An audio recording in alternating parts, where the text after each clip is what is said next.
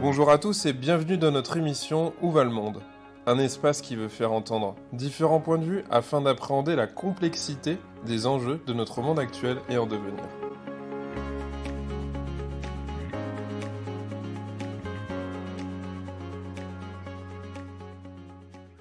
Samira Djouhadi, bonjour. Bonjour. Donc aujourd'hui, Où va le monde s'enregistre dans les locaux de TF1. Aujourd'hui, on va parler un petit peu de la jeunesse, savoir qu'est-ce que vous en pensez, si elle est perdue ou si au contraire, elle est en train de se trouver, parce que c'est une question qui revient très régulièrement et je pense qu'aujourd'hui, c'est une question qui revient sur le devant de la scène, notamment avec la question des retraites évidemment, et des fractures générationnelles. Mais pour commencer, est-ce que vous pourriez vous présenter, ainsi que tout votre parcours, qui est assez riche? Avec plaisir. Donc, je m'appelle Samira Djouhadi, donc je suis la déléguée générale de la fondation du groupe TF1 que j'ai créé pour le groupe il y a 17 ans. Donc, mais avant cela, dans une autre vie, j'étais professeure de sport en Seine-Saint-Denis. Donc, parce que d'abord, le sport, c'est ce qui m'a fait grandir, c'est ce qui m'animait, c'est ce qui me permettait de voyager aussi, de rencontrer d'autres personnes. Donc, voilà, j'ai fait pratiquement tout mon parcours scolaire en parallèle de faire de la compétition de haut niveau. Et puis est arrivé le lycée, le bac, et ensuite on se cherche, on se demande ce qu'on va devenir, ce qu'on doit faire ou pas. Sauf que moi, voilà, issue d'une époque et puis surtout d'un environnement où l'accompagnement n'existait presque pas, quoi, hein. Donc, si tu savais, tant mieux pour toi. Si tu savais pas, en fait, tu te laissais aller et tu faisais les choses par défaut. Donc, ce qui a été un peu mon cas, hein. Donc, je suis dans un lycée où il y a un BTS compta. Donc, je suis dans un environnement que je connais, que je maîtrise. Donc, je me dis, bon, écoute, reste dans ton lycée. Voilà, au moins, tu feras ce BTS, tu auras un bac plus 2, puis tu verras ce que tu deviendras. Sauf que rapidement, je comprends que la gestion, c'est pas fait pour moi. En tout cas, ça allait pas du tout avec mon ADN, mon énergie. Voilà. Donc, et là, je me dis, waouh, ça va pas le faire en fait. Si je continue à faire ce métier-là, ça m'épuisait moi, limite. Je me rappelle quand j'étais en stage, j'ai été épuisée énergétiquement en fait, sans avoir rien fait. On brûle des calories en étant ici. Mais exactement, et là je me dis waouh, c'est pas possible quoi, je vais pas pouvoir faire ça toute ma vie, etc. Donc je passe ce BTS et rapidement, je me parle à moi-même et je me dis qu'est-ce que tu vas devenir? Tu sais que ça c'est pas pour toi, en tout cas ça va pas avec ton dynamisme, etc. Et là, je me dis, retourne vers ce que tu aimes le plus, qui est le sport, et va enseigner, quoi. Au moins, tu es dans un environnement qui te plaît, que tu aimes, qui te permet de rencontrer beaucoup de monde, etc. Et donc, c'est ce que je fais rapidement. J'enseigne, j'aime ça, j'aime beaucoup ça. Donc, je côtoie beaucoup de jeunes dans les quartiers, puisque j'enseignais en banlieue. Et en fait, rapidement, j'ai été confrontée à des jeunes qui étaient un peu désabusés dans le sens où ils avaient un espèce de fatalisme ancré dans leur cerveau qui était de dire parce qu'on vient d'un quartier, on ne peut pas réussir.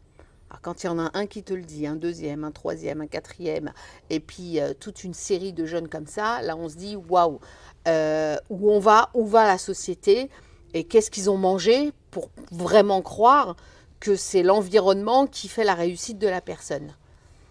Et donc, j'essaye de discuter avec eux. En plus, ils ont des arguments qui sont solides, qui tiennent la route en plus, hein. Vraiment, ils ont l'argumentaire qui fait qu'à un moment donné, ce qu'ils pensent, c'est justifié presque, hein. Du genre, quand on me dit, oui, mais moi, madame, moi, mon frère, il n'a pas réussi, ma soeur, elle n'a pas réussi, mes parents ne travaillent pas, comment moi, le dernier d'une fratrie, je peux réussir? C'est impossible, en fait. Et donc voilà, et donc tout ça, une fois qu'on se prend ça en pleine face, un jour je me lève et je me dis stop, stop. En fait, il faut que je fasse autre chose. L'enseignement, ça me passionne, j'aime ça. Mais en fait, il faut que j'aille plus loin, c'est accompagner ces jeunes. C'est comment je peux les accompagner pour leur prouver qu'ils sont aussi intelligents que n'importe qui, que oui, effectivement, ils n'ont pas les outils comme certains qui ont la chance d'avoir les bons outils très tôt parce que les parents ont fait en sorte qu'ils aient ces outils pour grandir, pour réussir et tout. Mais ça ne veut pas dire que sans outils, on ne peut pas réussir, quoi. Alors, on peut les acquérir au fil de l'eau, mais voilà, il n'y a pas de fatalisme. En tout cas, pour moi, il n'y en a pas du tout, quoi.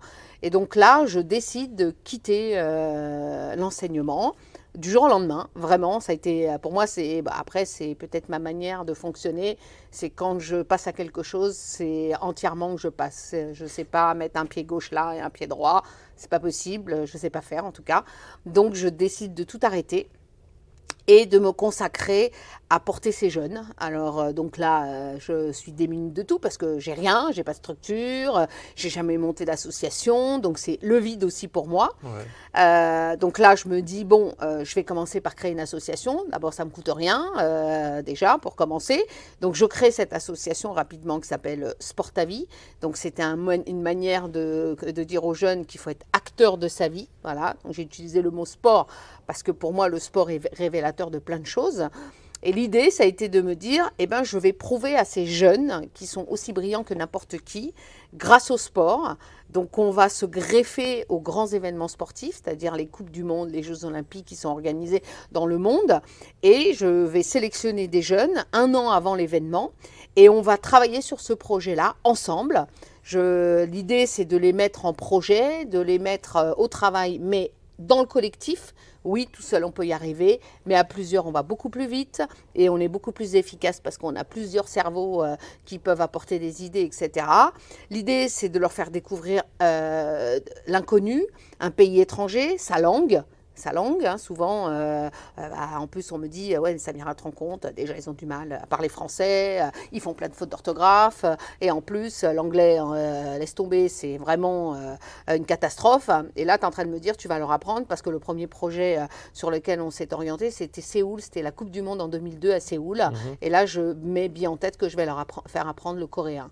Et là, on me dit, mais vraiment, tu as pété un câble toi-même, je crois qu'il y a un truc qui va plus dans ta tête, et moi, persuadée de ce que je vais proposer, je leur dis, mais oui, sauf que quand ils vont apprendre le coréen, ils savent pourquoi ils vont l'apprendre, il y a un objectif, il y a un but pour cela, ils ne l'apprennent pas juste pour faire bien, ils l'apprennent parce qu'il y a une utilité à l'apprendre dans le cadre de notre projet, etc. Donc du coup, je réunis, on était à peu près 80 gamins, on réunit ces 80 gamins qu'on sélectionne via des associations, des structures, etc., à qui tout de suite on leur donne cette casquette d'ambassadeur. Donc déjà là, ils relèvent la tête tout de suite. Ah ouais, punaise, je représente quelque chose, je suis un ambassadeur, je vais représenter la France. C'est hyper sérieux. Donc déjà, on leur donne un costume. Donc on a envie d'aller au bout quand c'est voilà, sérieux aussi. Exactement, on a envie d'aller au bout quand c'est sérieux, et puis surtout, on les reconnaît. On les reconnaît dans quelque chose. Donc là, déjà, on fait tout un travail sur la représentation, sur qui vous êtes, qui vous allez représenter. Bien sûr, à l'échelle internationale, vous allez représenter la France, mais vous allez représenter votre commune, vous allez représenter votre quartier, vous allez vous représenter vous. Donc, il y a toutes ces représentations qui font qu'à un moment donné, on est pris hyper au sérieux. Donc, on va travailler sur ça. On va travailler sur l'apprentissage de la langue du pays où nous allons. Alors, quand j'annonce au début qu'on va apprendre le coréen, c'est la catastrophe. Là, je vois tous les visages qui sont liquéfiés, qui me disent « Mais madame, vous êtes sûre qu'on va réussir et tout ?» Je dis « Écoutez, vous avez 1 an pour apprendre. » Et puis, moi, on n'est pas à l'école ici. Hein. Chacun va apprendre à son rythme. L'idée, c'est que vous appreniez à votre rythme, avec la niaque et la motivation que vous allez y mettre. Donc, on se met à apprendre et d'aller à l'ambassade de Corée dans le 16e arrondissement pour apprendre le coréen. Déjà, ça, de passer de la banlieue au 16e arrondissement, c'était un voyage. Déjà, sûr. Rien que ça, c'était un voyage. Même plus perturbant, presque. Mais exactement, plus perturbant. Quand on prenait le métro pour aller dans le 16e arrondissement et qu'ils étaient au bas de la Tour Eiffel, pour eux, c'était déjà une découverte extraordinaire. Donc déjà là, le projet avait commencé. Il n'y avait même plus besoin, limite, souvent je dis, on n'avait même plus besoin de partir à l'étranger. Tout ce qu'on a fait en amont, c'était déjà énorme pour eux parce que c'était des découvertes, c'est de la reconnaissance, c'est vraiment de l'apprentissage accéléré mais avec beaucoup de sens, etc. Donc ils ont appris le coréen et ça a été extraordinaire. Même moi, j'en étais bluffée parce qu'ils venaient avec des listes incroyables en se disant « Mais madame, comment on dit ça en coréen ?» Ils étaient tellement motivés que même cette motivation, on ne la retrouvait pas en cours lors de leur cours de langue, etc. Bien sûr, on a appris sur le travail qu'ils avaient à élaborer. C'était, on part en Corée, à Séoul, qu'est-ce qu'on va visiter? Sur le plan culturel, hein, c'est important de s'intéresser au pays où nous allons. Donc, qu'est-ce qu'on va apprendre? Pourquoi on visite telle chose, etc. Donc, Ce que vous êtes en train de dire, c'est qu'en mettant du sens, finalement, ça s'ancre beaucoup plus facilement. Exactement, quoi. Et c'est beaucoup plus facile. Apprendre pour apprendre n'a jamais eu vraiment d'intérêt. Voilà, et là, alors qu'on va apprendre des choses essentielles, mais on va pas l'apprendre d'une manière académique, mais voilà, d'une manière ludique, avec du sens, avec un collectif où il n'y a pas de jugement, de oui, lui, il est bon, moi, je suis pas bon, machin, etc. Parce que, bien sûr, ils sont amenés à écrire. Moi, je me rappelle quand j'ai dit, bon, il y a un atelier écriture, qui va aller dans l'atelier écriture? J'avais 0 candidat, quoi. Bah oui. On m'a tous regardé en me disant, mais madame, mais moi, je sais pas écrire, ou je fais trop de fautes et tout, etc. Je dis, mais écoutez, nous, on n'est pas là pour vous juger. Aujourd'hui, vous écrivez 2 lignes, dans un an, vous écrivez 4 pages, quoi. Puis les Français, les langues étrangères, c'est aussi c'est un gros souci, quoi, le problème des langues en France. Hein. Mais les fautes en coréen, ça se perçoit moins. Ça se perçoit moins, exact. D'ailleurs, dans toutes les langues, ça se perçoit moins, je pense. Oui, on pourrait relever nous, en une français, faute d'anglais voilà, plus facilement, exactement. Mais moi, je corrige pas encore les copies de ça. coréen. Mais en français, c'est une catastrophe, quoi. Et donc voilà. Et donc, du coup, de porter ce groupe d'enfants sur un projet commun, dans une dynamique collective, etc., avec du sens, eh ben, bizarrement, il y a une magie qui s'opère. Bizarrement, ces mêmes gamins qui étaient soit timides, soit causaient pas, soit qui avaient des lacunes, eh ben là, tout était libéré. Tout était libéré parce qu'on n'est plus dans je montre du doigt ou dans la sanction ou quoi que ce soit. Non, tu te trompes, c'est pas grave. Je vais te montrer comment ça fonctionne et la prochaine fois tu te tromperas pas. Tu as fait une faute de syntaxe, c'est pas grave. C'est pas très français cette approche finalement. Ah pas du tout. Je sais pas où j'ai appris ça parce que j'ai jamais vécu dans aucun autre pays que la France. Souvent on me le dit ça d'ailleurs. Mais parce que voilà, je pense que c'est ça qui fait que ces jeunes vont, d'ailleurs souvent les parents nous disaient, mais qu'est-ce que vous avez fait à nos enfants en fait? Bah rien. Si, on les a responsabilisés, on leur a dit qu'ils étaient bons, on leur a dit qu'ils étaient capables. Peut-être on les a extraits d'une idéologie, d'un fonctionnement très français. Tout à fait, aussi. Voilà. Exactement, aussi, bien sûr. Parce qu'en fait, ça fait 22 ans qu'on fonctionne comme ça. Ouais. Alors, on a fait toutes les Coupes du Monde. Le dernier que je viens de faire, c'est le Qatar, où on a emmené 90 gamins, où on a fonctionné de la même manière, où on a appris l'arabe à des enfants. J'allais dire, alors ça s'est passé comment de parler coréen Donc, ils ont appris l'arabe. Là, ils ont appris l'arabe à des enfants qui sont loin de ces origines-là. Mais c'était magique, quoi. C'était magique, ces gamins qui parlaient en arabe alors qu'ils sont loin de ces origines. On se dit, voilà, quoi, il n'y avait pas du tout de censure ou au contraire, quoi. On est allé au Qatar parce que, bien entendu, en fonction des pays où nous allons, on s'adapte et on essaye de trouver ce qui va donner du sens à notre projet. Donc, on a beaucoup travaillé sur tout ce qui est réchauffement climatique avec le groupe Total qui travaille beaucoup sur les nouvelles énergies là-bas à Doha. Donc, ils ont découvert toutes les nouvelles énergies qu'on peut utiliser demain pour avoir de l'électricité. On a travaillé avec Veolia sur tout ce qui est on récupère les eaux usées et on les utilise pour l'agriculture, etc. Mais encore pire, on a travaillé avec, moi j'avais jamais fait ça de ma vie non plus, donc on en a tous profité. D'ailleurs, je crois que 100% de mon groupe n'avait jamais travaillé avec des archéologues. Et on est allé faire des fouilles archéologiques avec des archéologues à Doha et c'était passionnant. En une matinée, on a appris un cours d'histoire qu'on n'aurait jamais pu apprendre autrement, quoi. Donc voilà, et c'est tout le sens de notre projet. Bien sûr, on le lit. Alors, on est allé à une Coupe du Monde, mais 3 matchs de l'équipe de France, c'est 3 fois 90 minutes. Qu'est-ce que je fais de mes gamins pendant 15 jours? Une vraie question de maman, ça. Voilà, qu'est-ce que je fais de mes gamins? C'est tout le sens de notre projet. C'est d'utiliser le sport parce qu'on sait que ça passionne les gamins, que ça motive, que ça redonne de la dynamique. Mais en vérité, ce qui nous implore le plus et qui nous intéresse le plus important, c'est qu'est-ce qu'on va faire découvrir à ces gamins, qu'est-ce qu'ils vont retenir et avec quoi ils vont revenir quand ils vont rentrer chez eux. Et c'est ça le plus important pour nous. Donc ça, c'est le but de la fondation? Non, ça, c'est le but de mon association que j'ai créée, qui s'appelle Sport à Vie. Moi, la question qui va me venir par la suite, C'est quel est le but de la Fondation TF1? Parce que je pense qu'il y a une continuité. Exactement. Eh ben, vous avez tout compris. Donc moi, Alors, j'ai pas forcément. encore tout compris. Je Voilà. veux que vous m'expliquiez justement. Donc effectivement, donc je crée cette association, il faut chercher des fonds et j'ai la chance de rencontrer Patrick Lelay, à l'époque le président de TF1. Comme ça. Non, pas comme ça. J'ai cherché à le rencontrer, donc je l'ai harcelé pendant 6 mois. Ah, Donc, ça c'est l'histoire. Voilà, bis. voilà. Donc, il y a eu du harcèlement. Voilà, quand il même. y a eu du harcèlement positif, mais il y a eu du harcèlement. Donc je l'ai appelé tous les jours, à la même heure. J'ai appelé son secrétariat. À la même heure. À la même D'accord. heure. Donc je m'étais fixé C'est un une conseil heure. hein, pour ceux qui Voilà, veulent harceler, voilà. mais positivement. Voilà, positivement. Donc j'ai appelé le secrétariat de Patrick Lelay. Donc je vous parle, c'était en 2000. Hein, et tous les jours, j'appelais pour savoir ce qu'il en était de mon rendez-vous. Alors, je vous parle d'une époque où il n'y avait pas les téléphones portables, où on n'envoyait ça pas les existait, choses. ça Ah ouais, ça existait, c'est horrible. Quand j'y pense, je me dis, mais comment on a fait? Et donc, tous les jours, j'appelais avec la banane jusqu'ici, parce que les pauvres assistantes, elles y sont pour rien. Et elles étaient dans une empathie incroyable me concernant, parce qu'elles se disent, mais c'est quand elle va nous insulter, la dame, là? C'est quand qu'elle va s'énerver, à force qu'on lui dise non, quoi. Que non, on n'a pas de retour, non, on n'a pas de retour, etc. Sauf que 6 mois après, j'ai un retour. Et là, elle m'annonce, mais plus heureuse que moi, que Monsieur Lelay veut me recevoir, voilà, etc. Donc, je débarque ici. Et là, ce monsieur au 14e étage tend sa main, regarde sa montre et me dit, Madame, je n'ai que 10 minutes pour vous. Et là, je lui dis, ah, ça commence bien, là, le rendez-vous. Je lui dis, bah, ça tombe bien, monsieur, j'en ai pas plus pour vous. Donc, ça va aller très, très vite, notre rendez-vous.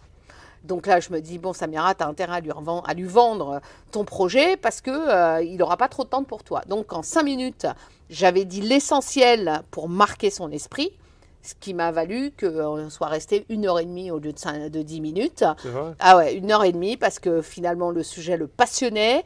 Et puis, je pense que le fait qu'il tombe sur quelqu'un qui lui parle un peu franchement et qu'il le sort de son confort, je pense qu'il a énormément apprécié, quoi.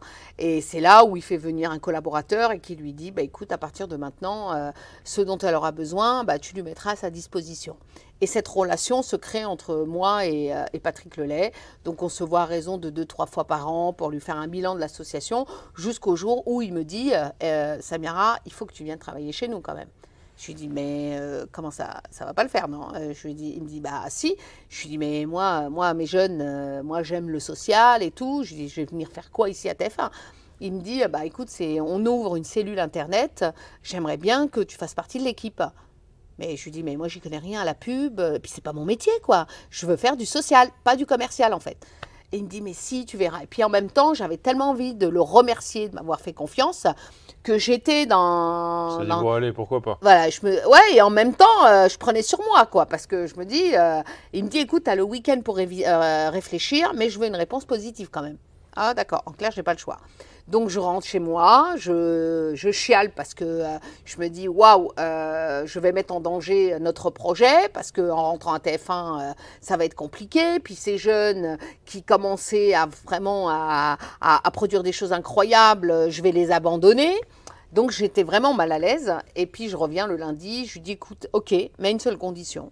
Il me dit laquelle? Je lui dis, bah, écoute, il n'y a pas de fondation à TF1. Je veux être celle qui crée cette fondation pour le groupe. Et avec un projet bien défini.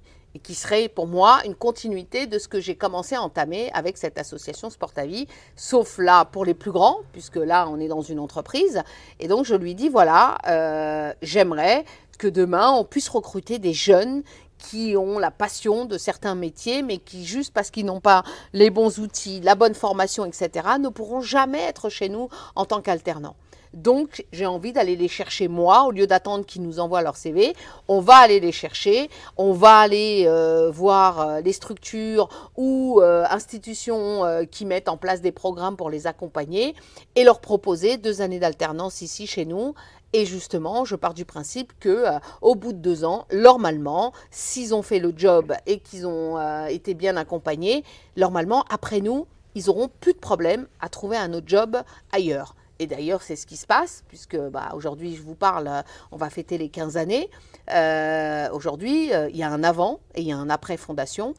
D'ailleurs, je mets un point d'honneur et je leur dis que notre objectif, c'est pas de vous embaucher chez nous. Maintenant, s'il y a une opportunité, c'est une plateforme. voilà, si s'il y a une opportunité, pourquoi pas, saisissez-la. Mais moi, je vous invite à aller voir comment ça se passe ailleurs et surtout à aller mesurer l'expérience TF1 à l'extérieur, quoi. Parce que là, vous avez 2 années d'expérience dans le groupe TF1, qu'on présente plus, etc. Donc, allez mesurer ça. Et aujourd'hui, je le vois, hein, sur tous ceux qui sont passés dans nos promotions, occupent des postes incroyables, quoi, qui eux-mêmes n'imaginaient même pas, quoi, en tant que journaliste, en tant que communicant, dans le marketing, dans le juridique, dans les RH, dans la compta, etc. Donc voilà, donc en fait, j'ai servi de tremplin, le tremplin qu'il fallait pour que ces jeunes reprennent confiance en eux, mesurent les compétences qu'ils ont acquises et l'intelligence qu'ils ont.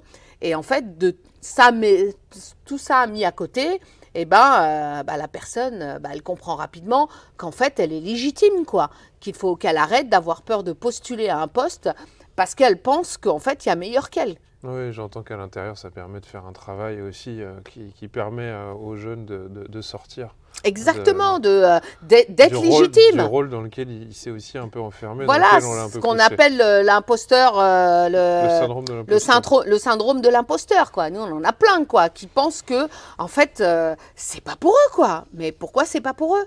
Pourquoi c'est pas pour toi? Mais si, c'est pour toi. Maintenant, assume. Tu as les compétences, tu as fait ce qu'il fallait faire, tu as les bons diplômes, etc. Maintenant, il faut y aller, il faut se lancer, quoi. Donc, dans les actions concrètes, vous êtes une plateforme qui permet de faire de l'alternance, en fait. Exactement.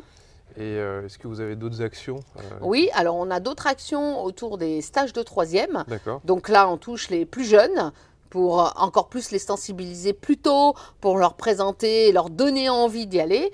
Donc là, par contre, pour les stages de 3e, j'ai fait en sorte de réunir un collectif d'entreprises. Donc on est aujourd'hui plus de 200 boîtes.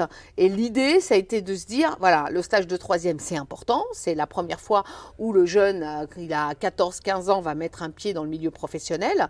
Et l'idée, ça a été de se dire, au lieu qu'il passe toute la semaine dans la même boîte, alors qu'on sait très bien qu'au bout de 3e jour, on ne sait plus quoi lui faire, eh ben, on va prendre un groupe d'élèves, donc d'une vingtaine d'élèves, et ces 20 élèves vont changer de boîte tous les jours. Par exemple, le lundi, ils vont chez TF1, mardi chez Microsoft, le mercredi, ils vont chez L'Oréal, le jeudi chez Manpower, et le vendredi, on les coach. On les coach à prendre la parole, à présenter ce qu'ils ont vécu toute la semaine. C'est une manière aussi de les coacher pour leur oral du brevet, mais c'est surtout pour qu'ils reprennent confiance en eux. Et puis le fait de leur permettre de changer d'entreprise, de lieu, etc., c'est aussi une manière de répondre à la problématique de la mobilité, parce que c'est aussi un gros frein pour ces jeunes dans les quartiers. On préfère rester dans son quartier parce qu'on est à côté, parce que machin, etc. Alors qu'il y a des opportunités ailleurs, mais bon, il faut prendre le bus, il faut prendre le métro, etc. Et aussi, c'est parce qu'ils n'ont pas été habitués. Toute leur scolarité, ils sont restés dans leur quartier. Donc, les seuls moments où ils en sortent, c'est quand ils sortent avec les parents. Et c'est rassurant, mais en même temps, ça te limite dans tes objectifs, dans tes envies, etc. Hein. On n'a pas tous des grandes entreprises en bas de son quartier, quoi. Donc, voilà. Après, je me dis que, peut-être pour contrebalancer, il y a une question qui me vient, c'est que vous avez dit, ils n'ont pas la bonne formation, ils n'ont pas les bons outils, mais je me dis, ils n'ont peut-être pas le bon nom de famille non plus. Et qu'on parle de jeunes de banlieue, mais c'est peut-être aussi une question qui est liée à la question de l'immigration, en fait. Alors, et que si on a un nom très français et un prénom très français, qu'on vient d'une banlieue, peut-être que le problème est un peu différent aussi. Il y a un double problème, je me dis peut-être. Alors, forcément, il y a sûrement... Alors, moi, je vais parler de moi. Moi, j'ai jamais eu de problème sur mon nom, mon prénom, mon adresse. Ouais. Donc, je pars du principe que si moi, j'ai pas vécu ça, ou peut-être que je l'ai détourné, pour que ça ne soit pas un problème pour moi. Et vous n'êtes pas la seule, hein, il y en a plein qui pourront dire qu'ils n'ont pas vécu forcément de difficultés, de blocage ou de racisme. Exactement. Mais ça me rappelle aussi l'expérience d'un jeune il y a longtemps qui disait qu'il avait un diplôme d'ingénieur, il parlait français, anglais, arabe couramment, parfaitement. et que personne ne voulait le prendre. Ah mais... Et qu'il a fini à la City et qu'il roule en voiture de sport et qu'il est heureux comme tout. Ah mais moi ça je... Qu'il avait fait son possible et que personne ne voulait lui répondre. Ah mais moi j'en suis persuadée que ça existe et ça continue à exister. Ouais. Bien entendu, on quand a même dingue, encore... on a un talent extraordinaire et en fait... je pense qu'on a... Voilà, alors qu'on est dans un pays où l'immigration est la plus importante, où on a su accompagner, chercher de l'étranger dans les années 60 pour construire justement toutes ces bars, voilà, toutes ces bars dans les banlieues, le pays à reconstruire, etc. Et on a encore cette problématique. Donc c'est pour ça qu'il faut que nous, enfants issus de parents immigrés, qu'on continue à se battre pour montrer la compétence des uns des autres pour que ce phénomène n'existe pas. Parce que oui, bien sûr, on en a plein qui sont allés s'installer à l'étranger, dans des pays où la diversité est assumée, acceptée, que tu aies telle ou telle origine, que tu sois habillé de la manière dont tu souhaites, etc. Donc on est, je dirais, en France, un pays encore un peu trop carré, trop structuré, où il faut vraiment bien rentrer dans les cases, etc. Alors que je pense que c'est la diversité qui nous enrichit, c'est elle qui nous permet d'être riches aussi dans ce pays, quoi. Hein, Alors vous êtes au Conseil économique, social et environnemental. Vous êtes à l'origine de plusieurs mouvements autour des jeunes. Vous avez participé à des rapports, la création, le soutien d'associations. Et en fait, je me dis que j'aimerais vous entendre un petit peu, encore une fois, sur ces fameux jeunes de banlieue, même si j'ai du mal avec cette expression, elle me déplaît un peu avec le temps. Moi qui ai grandi en Seine-Saint-Denis également. En ce moment, on parle de grande démission des jeunes qui peuvent en avoir marre d'être dans des boulots qui n'ont pas forcément de sens, de générations qui ne se comprennent pas, des générations X, Y, Z. On parle aussi d'un phénomène que je trouve intéressant, de ces employeurs qui parfois ont 50, 60 ans, un peu bedonnants, et qui se font mettre clairement, il faut le dire, des plans, des lapins par des jeunes qui ne viennent pas aux entretiens d'embauche, ou qui décident de proposer un salaire alors que finalement, avant, on était dans un rapport un peu plus ascendant. Donc, ce qui nous fait comprendre que ces chefs d'entreprise, ils doivent s'adapter finalement et que le rapport au travail a changé. Moi, j'aimerais, au fond, si je vous donne tous ces éléments-là, j'aimerais savoir ce que vous pensez, quel regard vous avez sur la jeunesse et ce dont elle aurait besoin en 2023 et dans les années à venir. Voilà.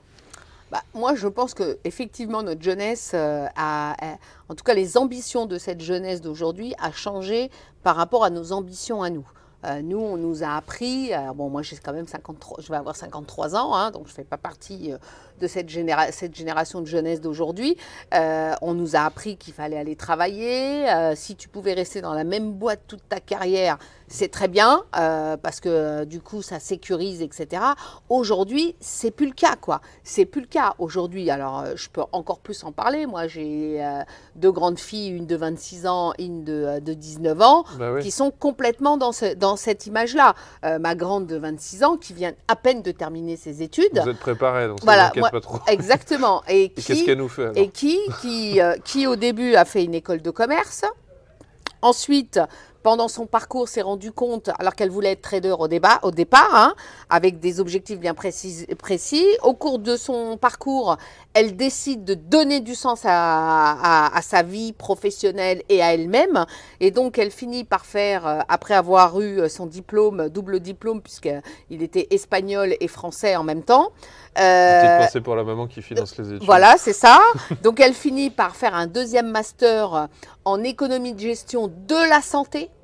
Voilà, où là, elle se dit, moi, j'ai envie de travailler dans le milieu de la santé, apporter ma vision voilà, intellectuelle pour peut-être faire changer les choses. Apporter, c'est une Jouadi, elle aussi. Voilà, apporter de l'innovation, etc. C'est parti. Voilà, et donc là, avec bien sûr aussi une sensibilisation pour des enfants autistes, parce qu'elle a eu une expérience voilà, lors d'un stage et elle aimerait apporter des idées novateurs pour aider ces enfants autistes. Et aujourd'hui, elle travaille à Sainte-Anne. Donc, elle travaille à Sainte-Anne avec des médecins, des psychologues, des machins, etc.